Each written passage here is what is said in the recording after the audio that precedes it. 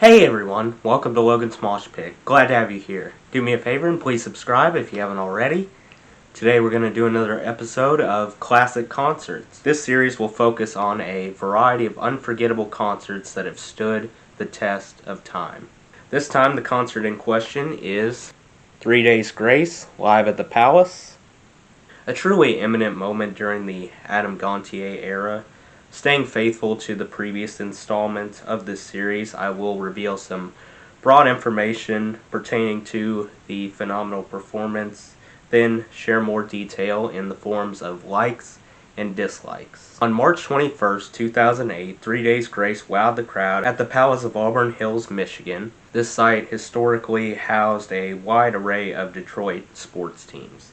3 Days Grace jammed for roughly an hour and 20 minutes. By 2008, they were basically riding a gargantuan wave of success, fueled by the quite disheartening yet counseling reputation 1X established. 1X was instrumental in stabilizing 3 Days Grace. It quickly became their calling card, almost universally agreed upon as their most wholesome record. 1X showed that 3 Days Grace would leave no stone unturned while trying to latch onto fans from an emotional standpoint. Act like a close friend. Drill into listeners' heads a vital message that you're not the only one trying to keep your head above water. Other people face the same problems. That unifying lesson inspires humongous relief. 1X wasn't a sophomore slump. It was actually a sophomore slam dunk, mainly because it secreted a shocking amount of songwriting depth. Back to the awesome concert, Live at the Palace offered 14 songs, 5 from 3 Days Grace's debut album, 8 off 1X, and they also decided to cock-a-doodle-doo, a dreamy cover of Rooster by Alice in Chains. Evidently, the band had a nagging feeling this particular performance would be killer, so they gave it the DVD treatment. Ordering this DVD off Amazon will set you back approximately $20, which seems fair enough. Alas, I'm broke, you say. Well, there's another way. A kind soul uploaded the full Live at the Palace experience on YouTube, which I linked down below. You can watch it for free, no strings attached. My MVP of the night goes to the wounded juggernaut, Wake Up. On the other hand, my least favorite, and I mean least favorite, completely within the context of this show, I don't hate this song at all, would be Scared. Still a palpable track, but it lags slightly behind the others to me. Alright, let's transition to the positives and negatives linked to Live at the Palace. The first highlight was how casually Adam slipped into his raspy voice. Back then it seemed like he could move back and forth at will, similar to flipping a light switch on and off. Unfortunately, in recent years I've noticed, although Adam can still summon rasp, he needs to try harder. Kind of force it out of his throat. I don't know why, I'm not a vocal coach. Not here though, in Live at the Palace he could very easily sustain it. Another benefit was how, before diving into each song, Adam explained in a simple but effective manner what the lyrics meant, condensed into a couple sentences. I'm glad he did that, even though he didn't have to.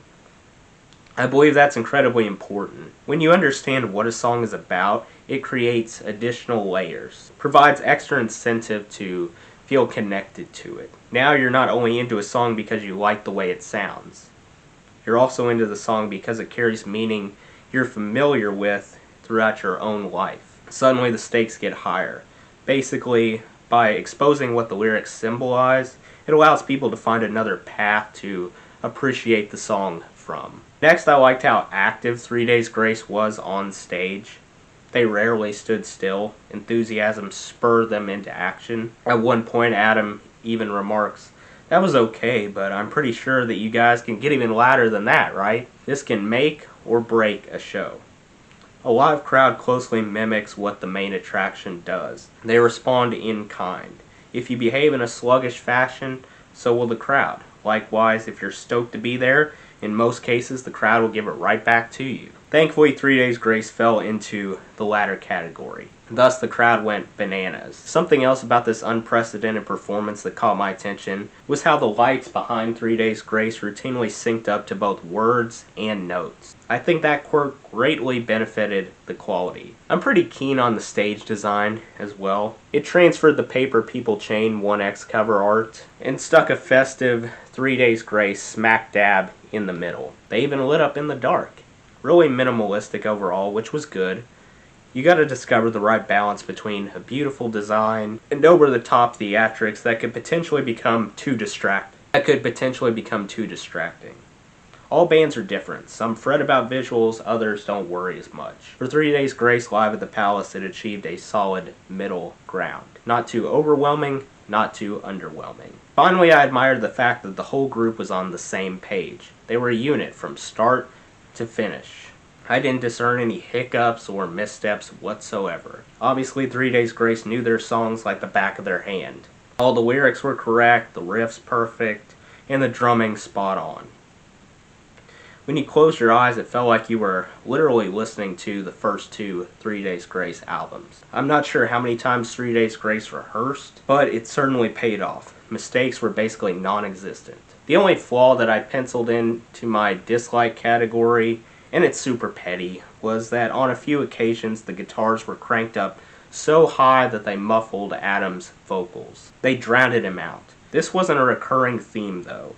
It just happened once in a while. I doubt it will sour anyone's opinion of Live at the Palace. 3 Days Grace put on a 5-star caliber performance with Live at the Palace. One that 3 Days Grace probably won't ever top. Let me know in the comments what your favorite song was from 3 Days Grace Live at the Palace.